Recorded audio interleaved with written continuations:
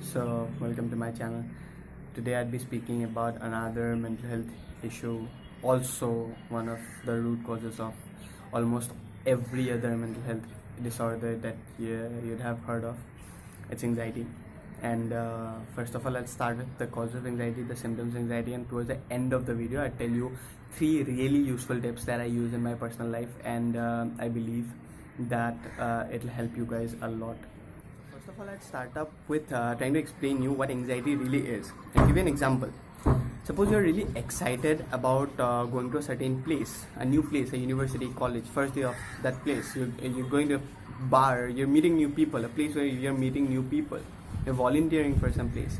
You're really happy and excited about going to that place. But then at the same time, while you're getting ready, you're holding yourself back from being happy. You assume that you being too happy might end up making things not as good, might end up making things go the wrong way, which is really wrong to think about, but that is what happens. Now, you go to that place and a random person starts up a conversation with you. You are in the middle of the conversation, but you're really cautious about everything you speak. It's like you're having the conversation and you're watching yourself have the conversation at the same point of time.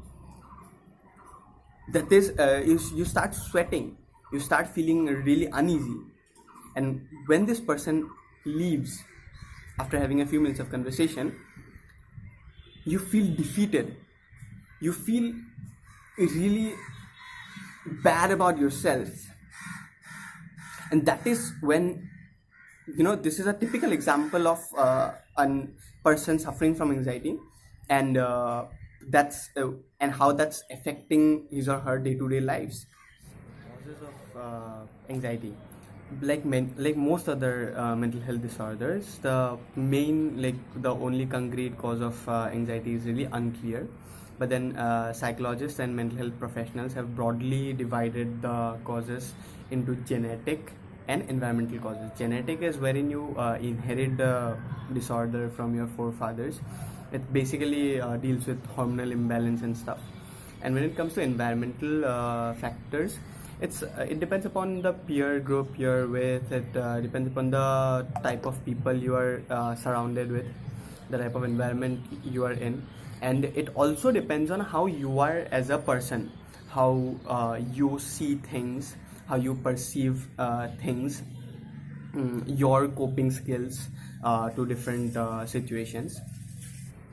So the symptoms of anxiety are really huge, like ranging from you being irritated at very little small things to self-harm and everything. So it's really broad. So I'll tell you few symptoms of anxiety. First of all, it's irritability. Whatever you're doing, you're really getting irritated by it. Whatever, it's not only irritation with people, like someone coming and telling you something and you're getting irritated at it. No, you're getting irritated by yourself. You're getting irritated by everything that you do. Suppose you're sitting to study and the book makes you irritated. You're going to sleep, the pillow makes you irritated. The noise of the fan might make you irritated. Do you understand? Next is being restless. While you're really going through anxiety, you're really restless about everything. You just want to complete the thing, you're not completing the thing, you want to somehow pass through it, and all of that uneasy feeling. Point is you having difficulty in concentration, and difficulty in concentration in any particular thing.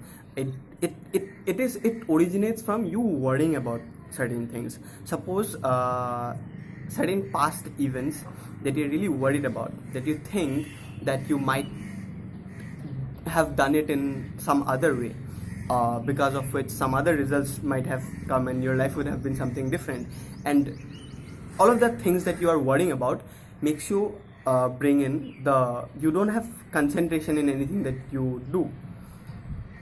Next comes the difficulty in sleeping. You go to sleep, but then you are really not able to fall asleep, which really leads to insomnia at worst situations. And then you have physical issues as well as muscle tension, you have headaches, and a lot more. Now, what you do in this case, after you're really anxious about everything that you go through, you start isolating yourself, start getting isolated, and you start feeling lonely as a result, and which later leads to depression, where you drop out from school or you suicide at worst cases. So now I tell you about solution, like 3 important coping skills that you can use for yourself to help yourself deal with anxiety. The first of all, the thing that I'd like to tell you is that feeling like you're in control of your life. I've been reading the book by Dr. Joseph Murphy, The Power of Your Subconscious Mind, lately, and it says that it's all in your subconscious mind.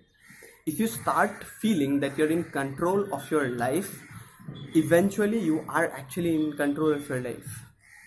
Like anything you're doing, if you're really conscious about how the thing is going to turn up, how you're going to end up with, if you're going to make the thing work, if you're not going to end up doing it in the right way, you will never start.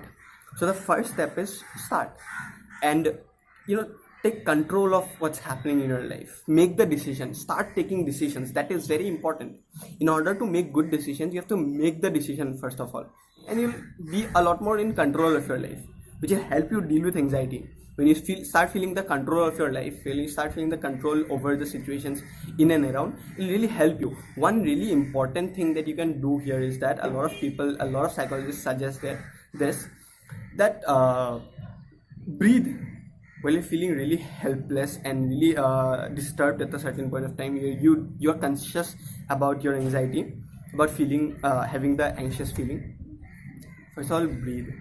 See in and around 2-3 things that you can see, 2-3 things that you can touch, 2-3 things that you can sense, feel, and you'll really feel again into the moment. And once you feel that, you'll have a feeling of having control over your life, and it'll be really helpful.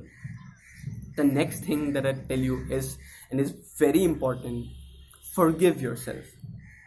And this is where I told you about lack of concentration starting from worrying. And all of this happens because you don't forgive yourself. First of all, forgive yourself for everything that you have maybe committed wrong. And if that is, the first step to being better, the first step to growth is forgiving yourself, and at the same time accepting what went wrong on your part. Forgive yourself for things that were not in control of yourself. You did what was best for you at a certain point of time, with all of the knowledge that you had at that point of time, and you did your best, so it's okay. There is a second tip. The third tip that I want to give you is start having a purpose and meaning in your life. Like if you do things, if you're doing things for others, you'll start like living fully. You'll start having a meaning in your life. You'll start having a purpose in your life. If be it for anyone, you go and suppose volunteer somewhere, share your knowledge. Everything that I'm telling you now, anything that you gain out of this video, share this knowledge with someone. Tell someone that someone who's going through something not very fine, go and tell him that it's okay. Share your knowledge. Start having a meaning and purpose of your life. Be productive.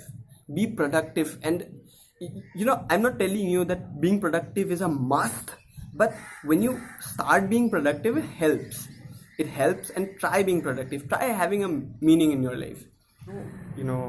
Realize the uniqueness and importance of your life, and you'll start having a fuller life, a life where you won't be really anxious about every other thing. That's it for today. I hope you enjoyed the video. do hit the like button, and if you're new to this channel, do hit the subscribe button and the bell icon. Do comment down below and tell me about your experiences with anxiety, how you like the video, and yeah, that's it. Thank you.